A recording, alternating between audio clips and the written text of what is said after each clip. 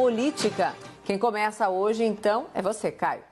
Pois é, bom, em primeiro lugar, cumpre parabenizar o governador de São Paulo por abrir mão tão rápido, do discurso autoritário e ameaçador de prender cidadãos que precisassem ir às ruas. Então, feitos aí os devidos elogios, vamos à pauta. São Paulo deve ou não estender a quarentena por mais esses 23 dias? Depende de quem estiver respondendo a essa pergunta. Se fosse um cientista ou um grupo de cientistas, a resposta certamente seria não sei.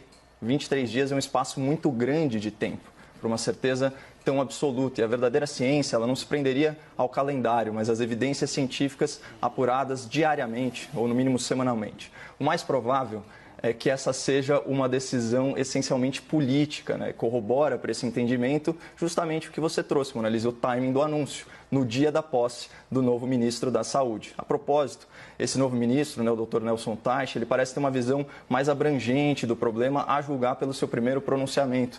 O ministro disse que é um erro polarizar a saúde com a economia. E eu, como cidadão, me sinto infinitamente mais seguro, sabendo que na chefia do ministério tem um profissional da área da saúde que entende que a pandemia vai causar mortes tanto pelo contágio quanto pelo empobrecimento da população e do país. Mas, ao contrário do que prega, do que deseja nosso novo ministro, essa pandemia está sendo polarizada e politizada. Está cada vez mais claro para o grande público que houve uma união de forças para desgastar o governo federal por motivos diversos em múltiplas frentes. Então, você tem a frente orçamentária, a fiscal, a judicial e também perante a opinião pública. Eu queria falar com vocês um pouquinho dessas 4 fontes de desgaste político. Primeiro, o desgaste orçamentário, falando do sequestro das verbas discricionárias dos ministérios pelo Congresso. Isso antecedeu a pandemia. Desgaste fiscal. O governo federal fica obrigado a bancar a queda de arrecadação de estados e municípios que não precisam oferecer nenhuma contrapartida. Desgaste judicial. O STF privilegiou estados e municípios, já falamos disso aqui,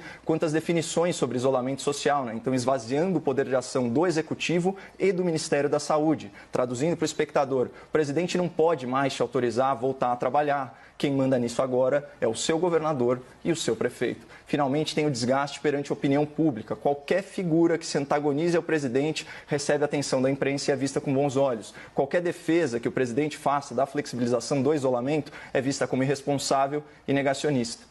Então, nessa pandemia, o Brasil está operando naquela velha lógica. O inimigo do meu inimigo é meu amigo. Isso seria muito válido se o inimigo fosse o vírus. O problema é que o real adversário de muita gente parece ser o presidente da República.